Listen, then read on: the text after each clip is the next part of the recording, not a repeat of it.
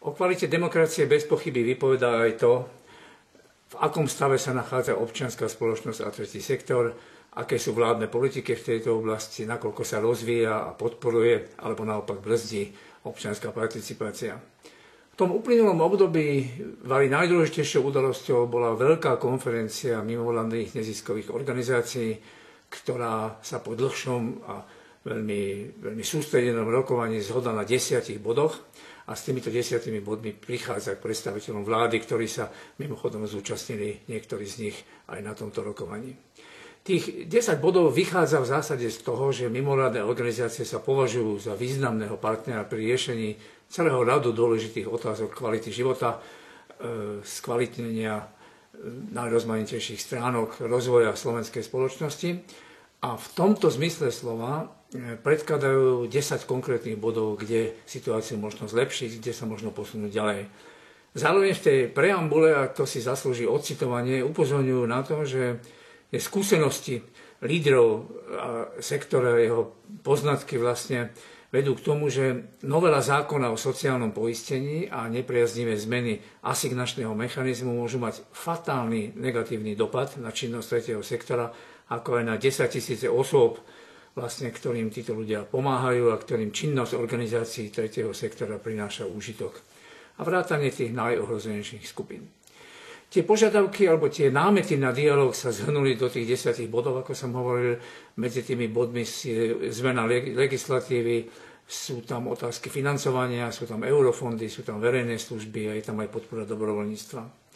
Niektoré z týchto návrhov nie sú celkom nové, pretože o tom, akým spôsobom väčšmi zapojiť verejnosť, občiansku verejnosť do prípravy legislatívnych zákonov, aby ľudia do toho mohli vstupovať, mohli diskutovať, mohli sa k tomu vyjadriť, mohli mať svoje názory, sa diskutuje už dlhšie. Podobne sa diskutuje dlhšie o tom, ako vlastne zlepšiť niektoré mechanizmy. Jedným z takýchto mechanizmov vlastne sú petičné akcie a aj na konferencii zazneli úvahy o tom, že by bolo možné znížiť kvórum pre petície, ktoré je na Slovensku veľmi vysoké. Veľmi citlivá otázka je tu otázka eurofondov. Tie doterajšie skúsenosti za veľmi dlhé obdobie bohužiaľ neumožnili mimovládnym organizáciám systematicky pravidelný a dôsledný prístup k rozhodovaniu v týchto otázkach. Takisto im v malej miere umožnili, aby sa mohli vôbec podieľať na tom, že by časť tých prostriedkov prišla do infraštruktúry, do budovania infraštruktúry mimovládneho sektora. O týchto otázkach sa tam tiež diskutovalo a mimovládne organizácie ponúkajú určitý mechanizmus, ktorým by sa vlastne mohli tieto veci v tomto zmysle napraviť. Ďalšou témou, ktorá sa profilovala v predchádzajúcom období týchto 3 mesiacov, sú vlastne situácia v oblasti ľudských práv.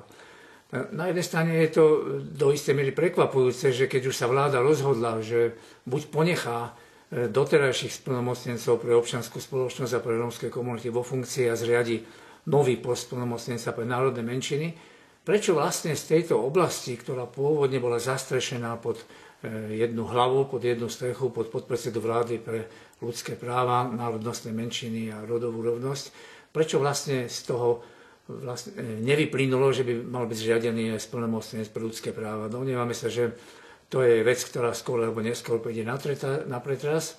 V tejto chvíli nie je úplne celkom jasné, že ako vlastne bude táto oblasť fungovať, pretože ide aj o vyčlenenie príslušných kapacít, príslušných personálnych kapacít, aj finančných kapacít na to, aby táto stránka mohla fungovať. Zaznamenali sme aj to, že na návrh predsedu Rady vlády pre ľudské práva, národnostné menšiny, rodová rovnosť, ktorá pokračuje kontinuálne vo svojej činnosti, bol zriadený výbor pre osoby s inou sexuálnou orientáciou.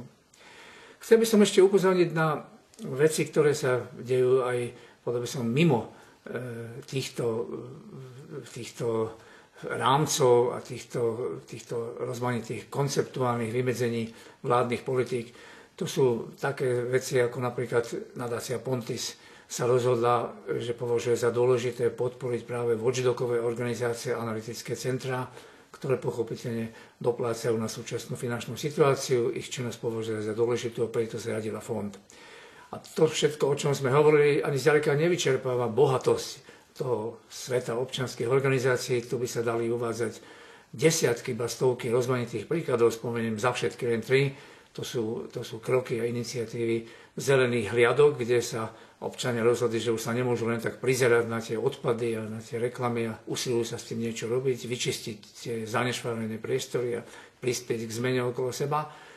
To je potom napríklad kampaň celého radu mimovládok, ktorí vyzývajú politikov aj poslancov, aby splnili svoje sľuby a spriehľadnili systém financovania politických strán, alebo to je činnosť jednej z organizácií, ktorá už existuje 10 rokov, Centra pre filantropiu, ktorá práve sa usiluje pomocou súkromných prostriedkov pomôcť aktívnym občanom v prospech verejných služieb, v prospech teda verejného záujmu. A napokon v neposlednom rade sa udialo aj niekoľko vecí v tak trochu inej oblasti, ktorá sa týka prepájania rôznych prúdov občianskej spoločnosti. Videli sme to pri takých iniciatívach, ako bol štrajk učiteľov, alebo aj kroky, ktoré podnikli zdravotné sestry. A tu došlo k prepojeniu na jednej strane odborových organizácií, na druhej strane komôr. Zaujímavé je v tomto smere výzva, ktorú spoločne prijali mimovládne organizácie pôsobiace v školstve, spolu teda s komorou, kde apelujú na to, aby sa zmenila nejakým spôsobom to rozhodnutie vlády, ktoré vlastne podľa ich názoru zásadným spôsobom obmedzuje právo ľudí na to, aby si zvolili tú formu vzdelávania, akú chcú, a môže mať negatívny dopad na niektoré súkromné alebo cirkevné školy, alebo aj na niektoré verejné školy, ktoré nemusia byť akorát v súlade s predstavami niektorých štátnych byrokratov alebo úradníkov. Domnievame sa, že tento trend ešte v budúcnosti bude pokračovať a stojí za pozornosť a je to taký do istej miery nový prvok v prostredí občianskej spoločnosti a tretieho sektora.